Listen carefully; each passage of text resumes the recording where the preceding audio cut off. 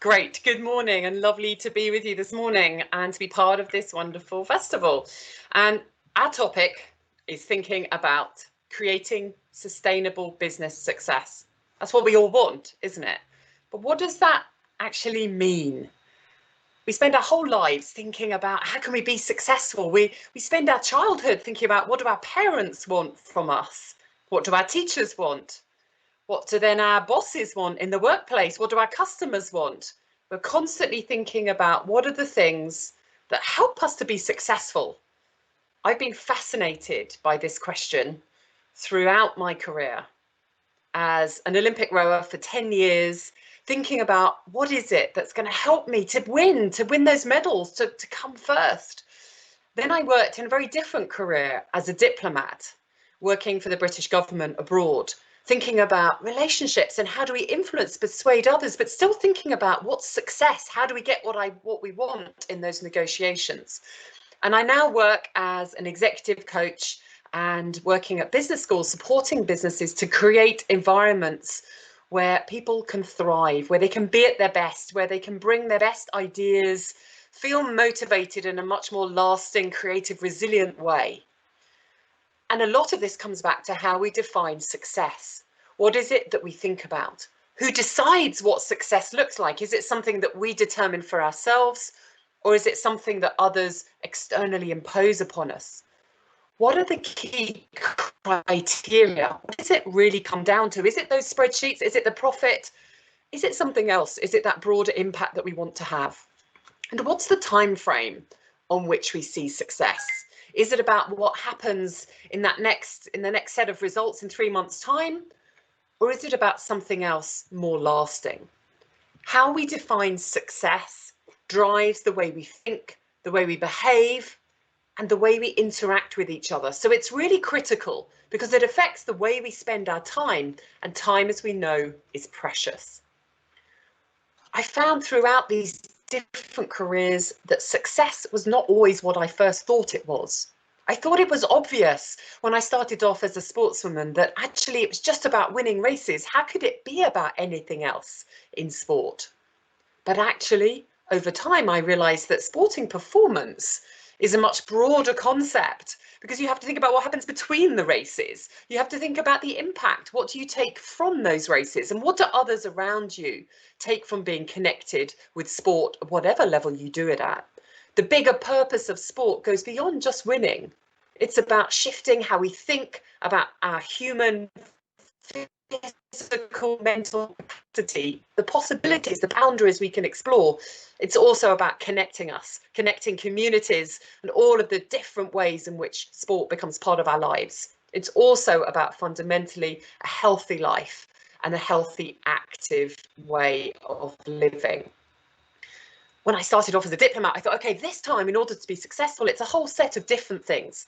This time I need to think about how clever I am and the sort of history and the politics and the technical briefings for negotiations. I need to know all of that. But when you step inside a negotiating room, as you'll know, with all the negotiating you do with business partners, stakeholders, clients, customers, it's about something else. It's about how you connect with those people in the room. It's about how you understand them, reach out across divides, and together find a new way forward that didn't exist before you came together.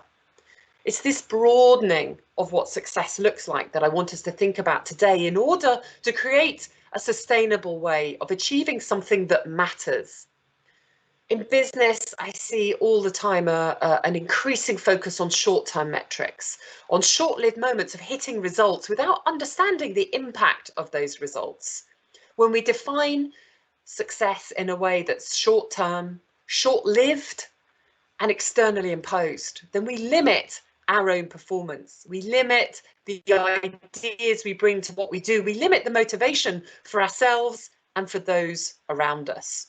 I want us to rethink success, to reset the dial on what goes into being successful, and to redefine it in a way that's meaningful to the different contexts in which we operate. I'm just going to share a few slides to help us kind of structure thought thinking this morning. and to share some stories from across the different worlds that I've been involved in. What I've often found is that we spend a lot of time thinking about roles, responsibilities and results, and those are good things and we should clarify them. But actually what drives the roles, the responsibilities and the results is what I call the real life of leaders, teams and organizations. It's the cycle on the right. It's the way we think, our mindset, our behaviors and our relationships. These things are critical to actually performing at our best and helping others to perform at their best. And if we want to see differences and changes in results, we need to understand the mindsets and behaviors and relationships that underpin them. That's the level at which change happens, at which improvement happens, or which we can shift the dial in what we're trying to achieve. Now, the trouble is often we don't schedule time on a Tuesday afternoon to think about our mindset, but it's driving the way we behave in every meeting that we have, the priorities that we make each day, the way we spend our time. So we need to think a little bit more and spend some time thinking about what mindset we're bringing to the work we're doing and what's the mindset that others are bringing to the work they are doing. There are three themes that I want to wrap around this trio of thinking, behaving and connecting with others, which are the 3 C's of what I call the long win approach. Thinking about success that lasts and building through the 3 themes of clarity, constant learning and connection. Thinking about clarifying what matters in a broader way and ensuring that we clarify the stuff that really matters in a lasting way, not just the stuff that's easy to measure, quick to measure and relates to the next deadlines. Constant learning is about an approach that enables us to be both resilient and innovative, 2 qualities that are more important than ever for us to be successful in the workplace. And connection, no surprise, we can't succeed alone. We need to think about really investing in those relationships that are part of our work and personal and professional lives. So let's dive a little bit deeper into those. If we think about clarity, there are lots of different levels at which we can clarify what's important. The first level actually starts with ourselves. So thinking about, I'd love you to just jot down a piece of paper and think about what are the things that really matter to you. And a good question for this is to say what gets you out of bed in the morning. Not just thinking about the alarm clock and the diary calls and coffee addictions, but actually thinking what are the things that you look forward to each day? What are the things that help you to prepare to be at your best? What are the things that make a day worthwhile? What are the things that energize you? If you can connect with those, even for a moment, just standing in the shower, just getting ready, then those can help us to bring our best to what we're doing. We also need to think that those things need to be critical and a fundamental part of what we're doing. If we can't bring those more into our working lives, it's going to be hard to thrive and to actually perform at our best. Once we've got clear about the things that are important to us, then we can start to clarify what's happening around us and to think about the bigger picture of what's the purpose. That big P word that we hear so often, and that's not just a phrase on a piece of paper or a phrase written on a website. It's about actually connecting what you do to something that has real lasting impact outside of yourself, outside of your organization. Other questions that help you develop this thinking is what's the difference that you want to make? What's the change that you want to see through what your business does? The greater you can clarify this, the better your decision making will be and focus and prioritization on the things that will lead to this. So it's important you clarify it for your own thinking, but also that you help others around you to clarify it. Too often in organizations, people are just doing what's in front of them. They do the first email on their inbox rather than thinking about what's the stuff I need to do today to move a step closer to that difference that I want to make. If I'm not clear about the difference I want to make, I'm just going to answer the first email that appears before me. So the more we clarify things, the more we help others to be productive, to make good decision making and to manage their time in a way that has best impact. So clarifying is an ongoing process. It doesn't just happen once a year when we have an away day or a strategy meeting. Purpose needs to come into every single interaction that we do. Try starting off every meeting, every conversation you have with just a sentence linking that meeting, that conversation, that activity that you're doing to the bigger picture of why your company exists, of your purpose, of that change that you want to see. Try and make that a habit so we draw it into actually what we're doing. And we get a process of then increasing the clarity, clarifying things, seeing it in a new way, broadening and deepening our perspective on why we're doing what we're doing. Too often we're spending time on the what. We've got so many tasks, so many things to do. And when we lose sight of the why, if we don't balance it, then sometimes we're spending time on stuff that really isn't that important. Another question to deepen that thinking further is to think, where can you most add value? You could spend 24 hours a day working. You could spend more if there were more hours in the day, but there aren't. And more working actually makes you less productive. So the answer is to think about, where do you most add value? It's a different question. It's not one that we can answer on the go when we're multitasking. It's not one that we can answer in a second. It requires us to stop, get to a place in our minds, get to a mindset where I can actually think about quality, not just quantity of what I'm doing. But this is the deeper thinking that is so valuable to actually setting up sustainable success, not just hitting the next week's deadlines, but actually doing so in a way that enables you to make a difference in 3 months, 3 years time. Thinking about, where can you most add value? And the last question I'm going to ask you is to think about the time scale in which you view success, and to clarify that in a different way, to think about not just next week's deadline, but to broaden success both into the future, that longer term, and also bring it back to today. So it's not just about hitting those results in this month, next month, the month after, but thinking about, how do those results connect to that difference that you want to make? There needs to be a really firm connection. But if we come back to today, we need to think about how we make today successful. When I'm not going to hit a target, I'm not going to win a race, I'm not going to finish anything today. But how do I optimize my time today? When I was training as an Olympic athlete, as an Olympic rower, we would think about framing success in this broader way. We knew, of course, we wanted to win races along the way short term, and we had maybe a big race coming up in a few years' time at the World Championships or the Olympics. We also had a reason for why we wanted to pursue elite sport that went beyond just that podium moment. The communities we affected, the others who were part of our journey, it was so important to create a framework around that pursuit of the medal. Otherwise, it becomes a very empty pursuit. Otherwise, we have the situation that we see where some people, even when they win, feel empty or depressed because it's become disconnected from something that matters and has a longer lasting value. So we need to have that sense of success in a much broader way in the longer term. But we also then need to think, how am I successful today? I'm not going to win a race today. I know what success looks like at the Olympics. It's going faster than the rest of the world on a lovely sunny lake, on a beautiful, usually sunny day, somewhere very exotic. And there are thousands of people watching. But today, on a slightly chilly day in May, nobody's watching. And I'm not going faster than the rest of the world. You're not hitting your targets today. You're not achieving your purpose today. But today needs to be successful. And then we start to create the performance ingredients that are critical to that peak performance, to that place we want to get to, and distill them into today. So in order to have a peak performance, I need to not just be super strong and really fit. I need to be able to communicate well. I need to have almost telepathic levels of understanding with my crewmates.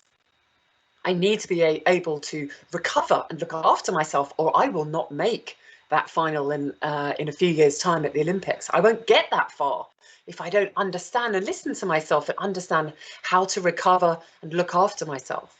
There are so many different aspects to improve. My mindset is another part of that. I can't train harder. We already train 3 times a day, 2 hours each, 7 days a week, 49 weeks of the year. But we always need to go faster. And yet we realize the answer is absolutely not another hour in the gym. In fact, another hour in the gym will shorten our career very quickly. We're already on the edge of injuries. So training harder is not an option. Putting an all-nighter in the gym, no athlete does that. because that is just not good for mental or physical performance. So instead, we come back to thinking about how can we improve the quality of what we do? How can the quality of the sessions that I train be higher? I can't do another hour, but maybe I can improve my mindset during that training session. Maybe I can improve the communication I have with my crewmates during that training session. We start to think about quality, not just quantity. We also start to think about all of the things that are measurable and less easily measurable, because they all matter. They are all part of making our boat go faster. So yes, I want to see how fast I'm going in my training session today, and I've probably got some targets to meet there. I'll have some targets of how much weight to lift in the gym, but I know I also need to invest in communication. It might not make me go faster tomorrow, but there is no way I can reach my peak performance at the Olympics if I'm not developing that every day. So we start to look at everything that affects performance, not just the stuff that's easily measured. And my question to you is to think about, what are the things that you're measuring? And what are the things that also matter that you're not measuring? Because don't lose sight of those, because some of those are the real foundations of sustainable business success. The relationships, the quality of interactions, the recovery and looking after yourself. Lots of things that are vital to high performance over the longer term. If we look at the second C of the long win, we've looked at clarity, we look at constant learning. This is sits at the heart of it. It's having a mindset where we are constantly developing and learning. And the fact you're coming today is a great way of hearing different perspectives, different voices that just give you a different lens on your business, the challenges, the opportunities. It's a mindset we want ourselves to be in, we want people around us to be in. If people feel safe, they feel able to learn. And if they don't feel safe, if they feel threatened, then they're not able to learn. And once we stop learning, we stop growing. We stop coming up with new ideas and better ways of doing things. We just become a machine, sitting, looking at the inbox, answering the first email on top, rather than exploring, using every meeting as a means of deepening relationships, finding out more about how others see the area of work that we are involved in, seeing every interaction as something just to tick off, rather than an opportunity to learn, explore, be challenged, and be supported. There are lots of different learning behaviours that can help us to keep this habit going and to get into that learning mindset. When we trained as Olympic athletes, our focus was on learning and improving. Sports psychology has shifted over the last 20 years to separate out the concepts of performance and results. Not because we don't want the results, we absolutely want those results in sport just like you want them in business. That hasn't changed. But the way to get them is to let go of those results, because in themselves, they don't help us to learn how to get them. What we need to think about is our own performance, all of the things that we can develop, that daily picture of success, and optimizing those. So we learn to become world-class at improving, not world-class at winning, because world-class at improving is what will help us to become world-class at winning. But we have no chance if we don't master that improving. And it is that mastery mindset, that sense of what can I do better today from yesterday? What are all those things that I can grow and learn, see differently from others? And there are different ways in which we can do this. One way is through feedback, thinking about seeking out different views. How many people do you ask for feedback? Not just waiting for it to come to you, not just waiting for generic feedback that comes through surveys and client surveys and net promoter scores, but thinking about actually, where do you want to develop? Where do you want to get more insight into what you do? Who can you ask? It's much more effective to seek feedback than to wait to be given it, because we see that when people are, from the neuroscience, when people are wired to have their brains wired up and they're receiving feedback, we often feel quite defensive and quite threatened. Now, we should shift ourselves to make sure we're as open as we can be. But the fact is, feedback is most valuable when we go and seek it, because we seek stuff that is relevant to us, that is useful to where we want to go, that we are open to learning, that we're already thinking about. And if we seek it, we're taking autonomy for what we're doing. We also know that people that we ask, they will feel valued and safe, that they're going to give us some feedback about something that's relevant to us. So it works all ways round much better. So it's not just a case of saying feedback's good or feedback's not good. It's a case of saying, How you do feedback will determine how effective it is at helping you to learn and continue learning with those around you. Reflection and review is so important, having that space to keep learning. We don't actually do anything different unless we reflect on something and think about how it relates to us. Otherwise, there'd be no training courses, there'd be no programs. We could just all read books and then we'd get better. But we don't get better from reading books, because often we just read the book and carry on doing what we're doing before.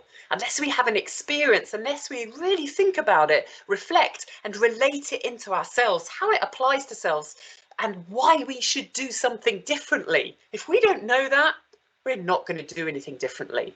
So reflection, active reflection, thinking about what does this mean for me? Why should I change something I'm doing? Is absolutely critical for us to change anything and to keep learning, evolving, developing. We would review very rigorously in that Olympic training environment. We would review not just when we won and not just when we lost. We would review regardless of results, because you know what? Every time we wanted to get faster. It didn't matter whether we'd won a race or lost a race. We always wanted to improve for next time. So we didn't review differently according to the results. And we always reviewed by thinking, what are the things that have gone well? What are the things we could improve? And what are we going to do differently next time? And that was the same, win or lose. I lost races, but I did things within them that were world class. There were elements of my technique, elements of my tactics that were excellent. It's just that there were other elements that weren't up to scratch. But it would be crazy to throw out the good stuff, the world class stuff, because the result wasn't very good at the end. We need to get good at analysing performance that isn't obscured by the results. And when I run a race, you can think, oh, everything's great, but you know what? There are things that I did well when I won, and there were things that I needed to improve. And if I wanted to continue at that level, it was vital that I focused on the areas to keep improving. So being really rigorous about reviewing what works and what needs to improve is a vital part to having that sustainable business success. It gives us a resilient mindset to think not, oh, everything's great when I'm winning and everything's terrible when I lose, but to think about, do you know what? What can I learn from what happened there and what can I take forward? It gives us that sense of constant movement, not on a roller coaster of highs and lows as we win and lose, but just a constant ongoing pathway to learn and improve what we do. The other kind of factor that we think about is making sure that we are constantly looking for small ways to improve. Marginal gains have offered a brilliant way for a lot of different organisations and businesses and schools to improve, as well as sport. And it comes from sort of years ago, actually, a lot of different thinking around improving processes that the Toyota company was famous for starting, and realising that ideas sometimes come from all different parts of the organisation. It's not just the leaders who have the monopoly on good ideas. And now in this complex world, that's more the case than ever. It's about thinking about what are the small things we can do that keep improving performance across the piece. It's not doing more, it's doing things differently. It's trying new ways of doing things. It's also about acknowledging progress. Some research was done across several hundred organisations in America, looking at what are the things that motivate people in the workplace. They asked people, hundreds of people, to keep work diaries. What are the things that give you a lift in the day, and what are the things that kind of, give you a low point in the day? What they found was that the most motivating factor wasn't getting bonuses, hitting targets, getting rewarded. It was having progress. It was making progress in work that matters. That's the most motivating factor to people around us. Acknowledging progress that we're making, not that we've finished it, not that we've reached all the targets yet, but we have made progress in meaningful work. So that purpose piece comes back in there. That's what motivates us at a much deeper level. Often we rely on extrinsic motivation, on this shallow rewards and bonuses, and we've created systems around that. But we need to understand that actually what motivates us at a deeper level, intrinsic motivation, is about a sense of purpose, autonomy, being able to do the jobs in the way that we think is right and develop ourselves, and mastery, learning, making progress, developing from one day to the next. So think about all the different areas in which you might be able to make progress and which others in your company will have ideas for you to listen to.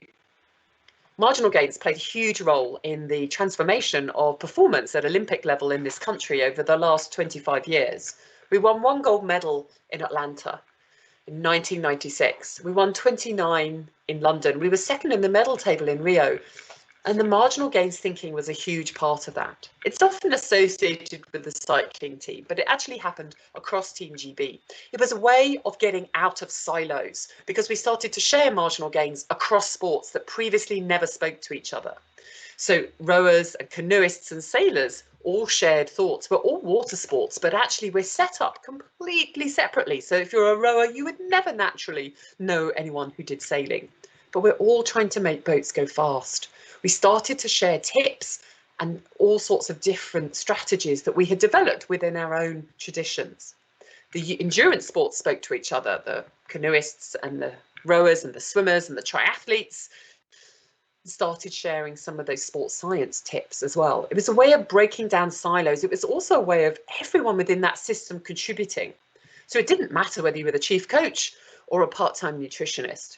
You have a way of contributing to that final performance, and you know that you can make a difference. We would see our nutritionist in a small dingy room at the back of the gym. She knew nothing about boats, she knew nothing about rivers, but her knowledge was crucial to us fueling ourselves for that performance. So we knew that we needed access to her expert knowledge, and she knew and wanted to give her best to think about how she could apply her knowledge to help us make boats go faster. There are all sorts of different ways in which we can continue that momentum by thinking about all of these things small things we can improve, which over time add up to an extraordinary level of performance. If we think about, a little quiz for you here, if we think about all of some examples of different marginal gains, I've got some pictures here. I wonder if some of them you'll remember from things that you've read. None of these were about doing more. They were all about doing things differently, doing things in a way that would help us to improve performance by thinking differently. The first one at the top around pillows is that athletes took their own pillows to Rio.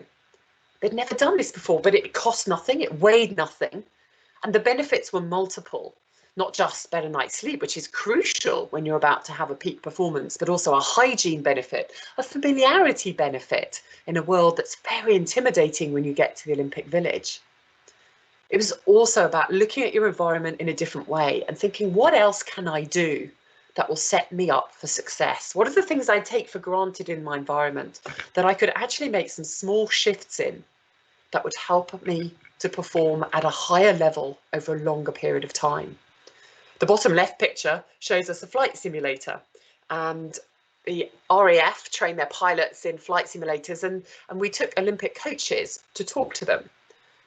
Why do we do that? Well, because pilots operate in a high performance environment. They operate under pressure. They have lots of skills that would be really useful to athletes and coaches. Coaches often have to make decisions in that real kind of moment of huge pressure when the race is happening or during a match. We wanted to help them with that decision-making process. So we went outside of their own high-performance world to a different high-performance world and spoke to pilots about how they learn to fly, about how they learn to crash in a simulator where it's safe to fail, about how they develop their thinking, their decision-making, their reactions under pressure, their awareness of how they react to pressure. Again, learning can often come from different worlds if we step out of our own and then bring back some tips to do things in a different way. Now, the bottom right picture, well, no surprise now, that's a part of elite athlete life that is now part of all of our lives. The importance of washing hands to minimize infection. We would carry antibacterial gel with us. We would wash our hands very frequently because being ill was a huge threat to an athlete, whether you're training or in competition. And the importance of washing hands was stressed by doctors and nurses to us, telling us that this is vital to keep infections low. So this is now something that's part of all of our lives, avoiding busy public places and really thinking about how we look after ourselves. Think about what is there that are your 1%ers, not doing more, but thinking about actually what are the things that we could do differently in order to improve performance and keep learning. Going into the diplomatic world, one of the things that I was in charge of in my last role in Whitehall was a unit called the stabilization unit that was set up to support people to perform and do really challenging jobs, civilians doing challenging jobs in really extreme situations. What we found was that often they had great technical skills, but not always about that clear a sense of what they were doing, under pressure, how they would react under pressure, how they would manage these stressful situations where they weren't safe. We wanted to help them to learn how to be effective under extreme pressure. These are situations where you're walking around in body armor, you can't move freely, you've got close protection and military protection to do your job. What we found is very helpful to the lives we've all lived over the last year. First of all, we need a proactively supportive environment. That's one where people care about each other, not one where you wait and say, come and tell me if you've got a problem, but somewhere where we're looking out for others. We know if they're not quite right, we reach out to help them. There are then three factors that are critical. The first, flexibility and adaptability. No surprise here. And our learning mindset is often what helps us to think about things in different ways. Our sense of purpose is what's helped many businesses to realize that there's still a need for what they do. They just can't deliver it in the same way they did before. And so we adapt and find another way. But if we don't know what that bigger purpose is, it's very hard to be adaptable. If we're not willing to learn and try new things, it's very hard to be adaptable. These are skills that we need to be including in our daily life, developing them so that we're able to keep a pace with the complex world we're operating in. The second one was about understanding ourselves under pressure and really thinking about how do we respond? How can we learn to make better decisions under pressure? Just as we saw in that flight simulator. What are the things that we can do that will help us to perform and to make better decisions? The third area was about relationships, and that leads us on to the last C of the long win. We can't succeed on our own. In this diplomatic world, it was all about the power of relationships to help us make things move in a different direction, to help things create a path forward that doesn't previously exist, that we cannot create on our own. Before I went on my first posting to Sarajevo, I had a conversation with a very wise and eminent ambassador. I thought he was going to give me a geopolitical lecture or talk to me about the history of the area I was going to, but he didn't. He said that what's going to be most critical to you is how you connect with people, how you learn about this country, its culture, its people, its businesses, its economy, its politics, through the people that you meet. And he said there are three things to focus on when you're doing that. The first is to always get to know the person behind the role. It doesn't matter whether they're a prime minister or a senior diplomat or a taxi driver. Who are they? What gets them out of bed in the morning? What are the things they really care about? In order to do that, you need to listen more than you speak. Listening is our best influencing tool, and yet we live in a world where we seem to think that speaking ever louder is our best influencing tool, but it isn't. It pushes people away from us. What we need to do is to listen so that we can start to see the world through other people's eyes.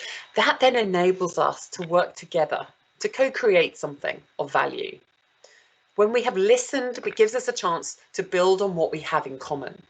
He said often it won't be obvious what you've got in common. There'll be all sorts of barriers, political, historical, linguistic, cultural. But your job as a diplomat is to find what you have in common and to build it. It's actually all of our jobs in whatever field of work we're in to make those connections, to find what we have in common and how together we can build something better than we can on our own. It's a huge part of negotiating is to always create that shared territory. There was a lovely piece of research about how there was a competition set up as to whether a computer could debate better than a human. And the competition was set up with this computer with millions of pieces of information that had been, saved into it. And the human who had won this international debating competition, I wanted to see who is better, the classic man versus machine competition.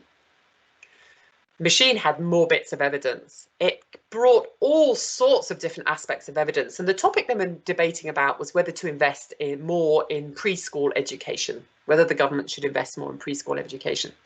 And the machine spewed out all of this evidence, more and more reasons. But just giving more reasons doesn't move others to come closer to us, to see the world through our eyes. If anything, it pushes them away. The human didn't try to compete in terms of evidence, but actually set out saying, I want the same thing. The reason we want to invest in preschool education, the reason why you say that is because you want to help communities, you want to help those who are disadvantaged to have a better start in life and to have better opportunities later. And the human said, I want the same thing. I just think we need to go about it in a different way. And at that point, he brought people over in the audience towards his point of view. We need to set out that shared area, not my views are better than yours, my arguments are superior to yours, I'm right, you're wrong. That pushes people away, whatever the value of our arguments. Thinking about how we influence is critical to making sure that we build those business connections that are effective. When we were negotiating in very different scenarios, from the European Union to Bosnia to Iraq, we used to have a way of working as a negotiating team. We'd have the technical stuff that we were negotiating, the subject matter. Then we would always ask these questions. First of all, what have others actually said?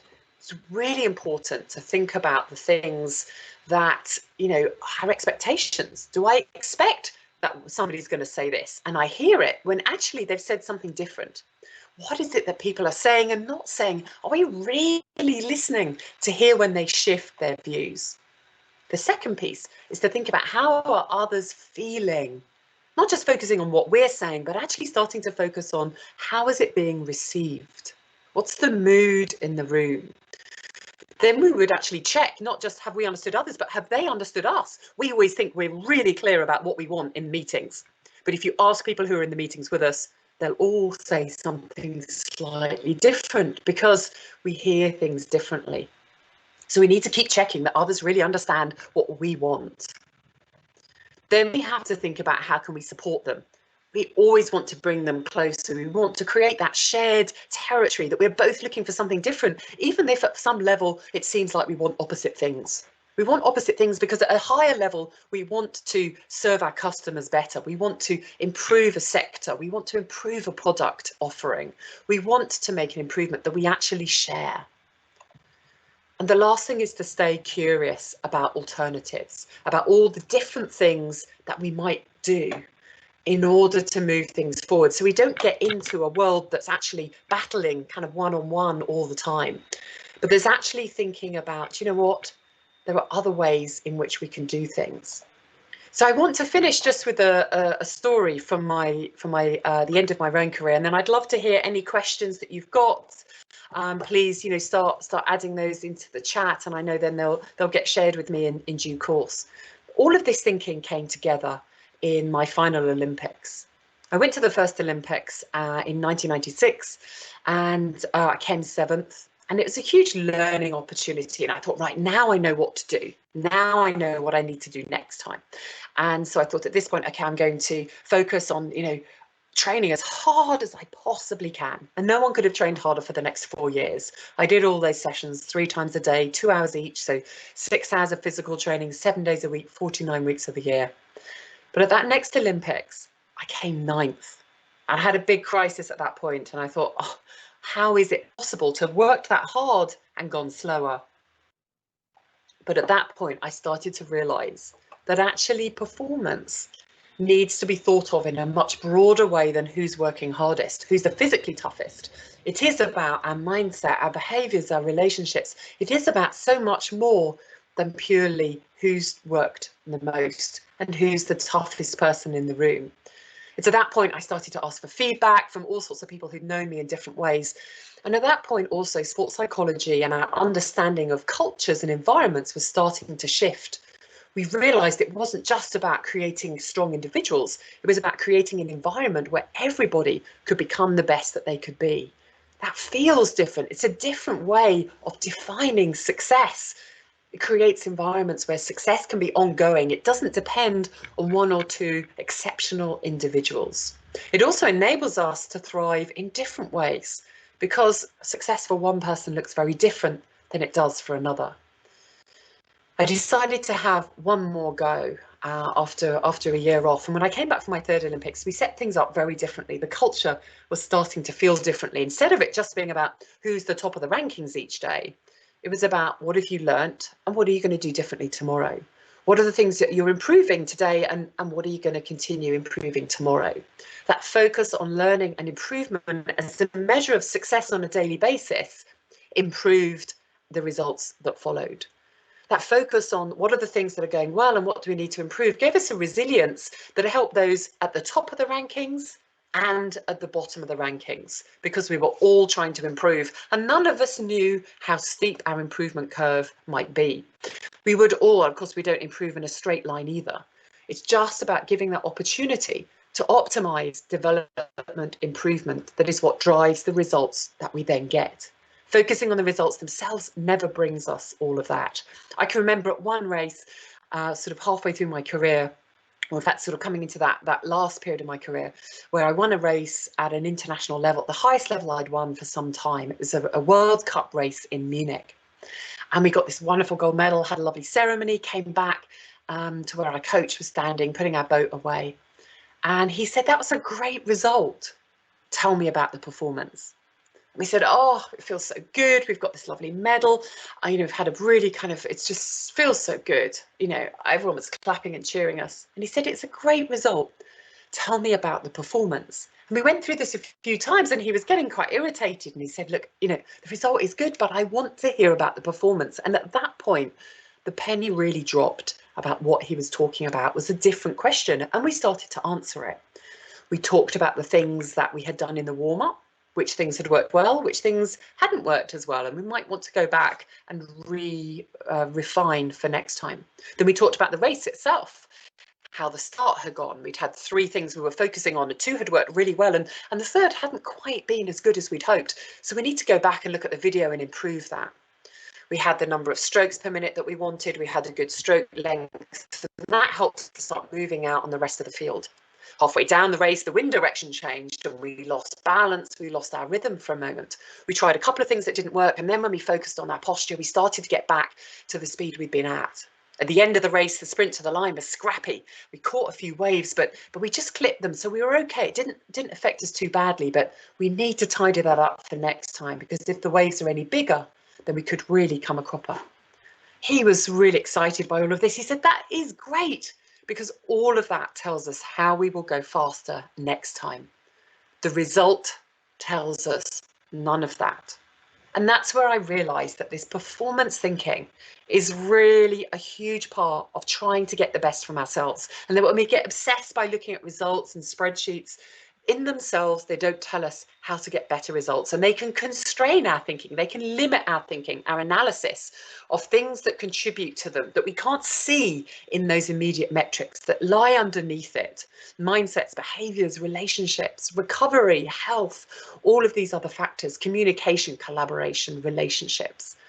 So thinking more broadly about all of the things that help fuel success is an important part of giving us the best chance of succeeding over the longer term, and investing in the things that matter, not just the things that are easily measurable. So in this third Olympiad, it was such a different experience. I was now lining up, focusing on performance, not results. And it's much more fun to sit on a start line of a World Championships or an Olympics thinking, I'm here to deliver my best performance and we'll see what happens, rather than, oh my God, I've got to win. It's a completely different experience, and you're in a different frame of mind. Your tension in your body feels different, and the performance you deliver is different. We started to win during this Olympiad. We were focusing less on winning. We were letting go of outcomes, but we were getting better outcomes than I had ever had before.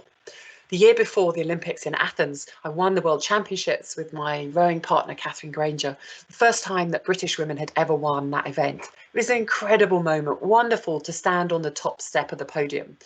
But that medal was not about a moment on the podium. That result was about something that I had that lasted beyond the podium. That's why it was so special, because I had learned a different way of thinking that I knew I could take into the rest of my own career, but also into life beyond that moment. It was a different way of understanding how to perform and get the best out of myself, to invest in things that mattered beyond the medal, the way I worked with others, the relationships, understanding myself, resilience, managing setbacks, looking after myself when I was exhausted and preventing burnout, making sure that I could be a really effective team member. These were the things that I had valued and developed. And those things I took with me when I don't take it around with me. Those things are part of what I take into the next parts of my life.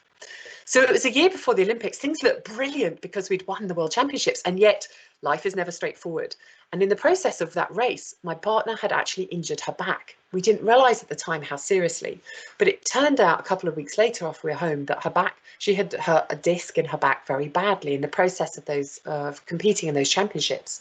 So we started the Olympic year off with all sorts of uncertainty. How long would it take for her to recover? Would she recover? What was required? Would she be able to row at that level quickly enough for us to compete at the Olympics? We weren't sure. What we had to do was to completely shift away our expectations, but we kept the mission alive whilst as soon as no one had said it wasn't, it was still possible. We were training separately, and I was often away with the rest of the squad, and she was training with the medics.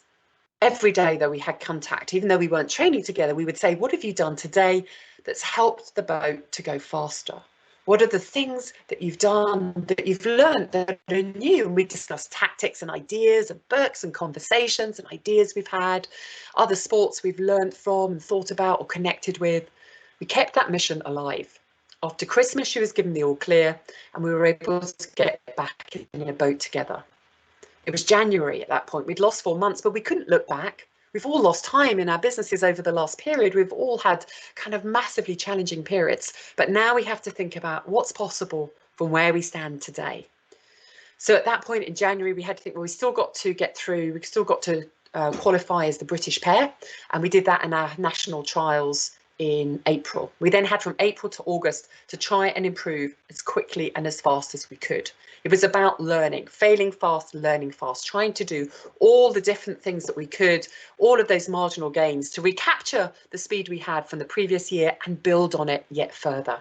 When we arrived at the Olympics, we were full of optimism, full of hope, and really kind of excited about the performance that we would be able to bring. Our plan was to win the first race and then qualify direct to the final and focus on that final. But again, life isn't straightforward, and we didn't win that first race. We lost it by a huge margin to a pair from Belarus. 7 seconds at the end of that race was such a long margin. I felt panic and anxiety coming away from that race. But we sat down with our coach an hour later and had one of those eyeball to eyeball conversations about what's now possible. We've got 5 days to the final. We're not in the final yet. We've got one more race, one more opportunity to qualify. The race hasn't gone brilliantly, but we need to find a way to keep moving forward. And our coach asked us, do you think it's possible to make a change that will help you go about 12 centimetres further per stroke? That's very tangible. Yes, that's very possible. Well, that's what we need to do over 2,000 metres. So he broke down this huge gap at the end of the race into something very tangible down the race each stroke. Well, yeah, immediately that felt possible. But then how are we going to do that? And he said, well, I've looked at the video from the race this morning, and there's one clear difference between yourselves and the Belarusians. Their oars are entering the water 2 frames quicker than yours. You can't see it with the naked eye, but you can see it on the slow motion video camera. So what we're going to do is we're going to have to reset how our oars enter the water each stroke, something very fundamental, something we've been improving for months and years. The 2 women with 2 arms and 2 legs are doing it better. So we're going to try and work on that. We go out really early the next morning before racing starts. We've got a couple of days before the next race, and we work on this. We go back to novice exercises where you learn to put your oar in the water when you first start so that we can reset that point. We go back to the hotel, we watch videos, we relax, we use visualization, meditation, and switching off. And we go back out in the afternoon as well after racing finishes, just for half an hour, short sessions, because we're tapering at this point. Our focus was all the time making one stroke better than the stroke before, trying to put our oars in the water a fraction quicker, a fraction sooner. The next day we did the same. We went out early before racing started and had a plan to try and add this new resetting point into some short little race bursts. Our coach got really excited at one point on the bank. We had radios between him and us. He was cycling along next to us and he was videoing what we were doing. And he said, "Oh, yes, it was faster. It was faster. We've made it quicker." And when we got back to the landing stages, we were jumping up and down, celebrating. It was as if we'd won the Olympics, but it was like, hang on a minute, you're 3 days out from the final still, and you're not actually in the final. What's going on? But you know what, that feeling of going out, trying to improve under massive pressure, working together, trusting each other, taking some risks to change what we were doing and to see some progress from that was so motivating. It got us away from feeling that we were on some downward spiral. Other people had sort of given up hope on us after that first race, but we created our own momentum. We won the race the next day to qualify for the final, and then we had 2 days before the final. And in those 2 days, again, we just continued to work on the same point of making one stroke better than the stroke before in a tiny, tiny way, giving us that momentum, that constant learning that helped us through the pressure of that week. The night before the race, before the Olympic final, had our last conversation with the coach. And, I thought, gosh, what's he going to do to psych us up? Often coaches think about, give great speeches and talk about the pain you have to go through. But our coach just asked us one question. He just said, "What does this race mean to you?"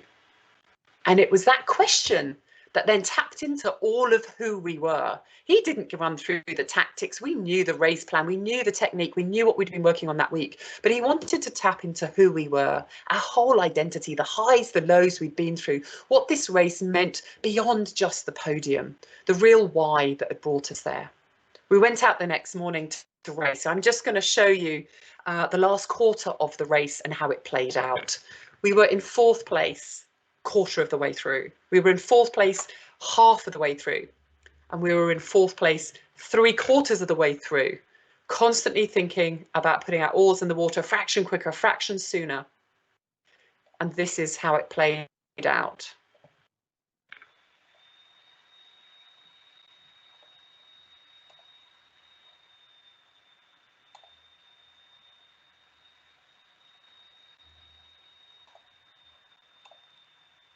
And here we come, 500 metres to go, and the Romanians have flown, and I fear, Dan, the rest are fighting for silver and bronze. And Britain on terms with Canada, with Belarus just about in the silver medal position, and, well, much of the Aegean between Germany and New Zealand.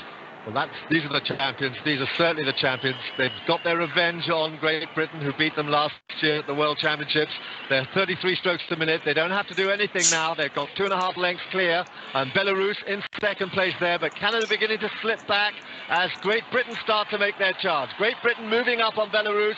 They're just about level there with Canada, and they are moving up on the Belarus pair. This is really where it's going to count. They're up to 37 strokes a minute, and they are moving very well indeed, closest to it. So is it going to be Canada or Great Britain? Great Britain just looking over at the Canadians, still trying to close on Belarus. Our Cath Bishop from Marlow Rowing Club and Catherine Gainsger from St Andrew Rowing Club, and they're just about on terms now with Belarus. They want that silver medal if they can get it, and it's Belarus versus Great Britain. Belarus at the far side there of Great Britain, and now Canada just can't go with the pace, but no danger whatsoever to Viorica Suzanu and Georgieta Damian of Romania. But it's the Great Britain crew. They're up to 40 strokes a minute, and the Belarus crew cannot lift it. They're still stuck at 35 strokes a minute, and it's really now whether Great Britain can maintain this charge through to the line. 200 metres to go. Canada are slipping back now into 4th, but it's whether Great Britain can take the silver medal there from the Belarus.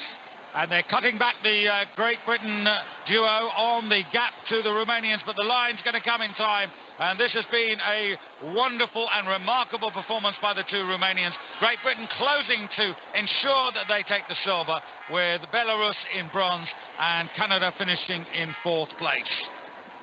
And here we come. Wow, what a bummer. No one goes out to come second, do they? What on earth happened there? You know what? I tell a story around the story there, because the commentators focus on who comes first, second and third. They don't tell us the richness of the decision making that's going on inside the race. They don't tell us the tactics, the decisions, the injuries, the stuff that we've had along the journey to get there. And they don't tell you what happens after the finish line. But what matters is the things that we take with us into life. They actually kind of show that sometimes, bronze medalists are the happiest on the podium. Research has shown silver medalists are next happy, and at least happy, and gold medalists are sort of a bit, oh, is that it? Because it's not about first, second, third. It's about our expectations. It's about what we think success looks like. And it's about the things that have lasting value as well. So when you think about the story of success, make sure you go beyond the moment of hitting the result to think about the impact that you want to have. What's that lasting success when you hit your profit margins or your annual results, or whether you don't hit them? Think about the bigger story that you tell, and that those who you work with and those that your business works with will tell about what it's been like to be on a business journey with you, about what they've learned along the way and what you've learned along the way, how you've clarified the values, the purpose, the experience that you want to have, and how close you've got to creating that, and to thinking about the connections that will make it meaningful to be part of the business that you're part of. So I wish you a lot of luck in creating a definition of success that will enable you to perform to your potential together, that will enable you not to limit motivation and performance, but to think about actually what's possible. We had that phrase, there was a bit of a mantra for us to say, don't focus on what's wrong, let's focus on what's possible. And I know that's a theme really within this conference, to think about what's possible together. If you have any questions, I'd be delighted to hear them.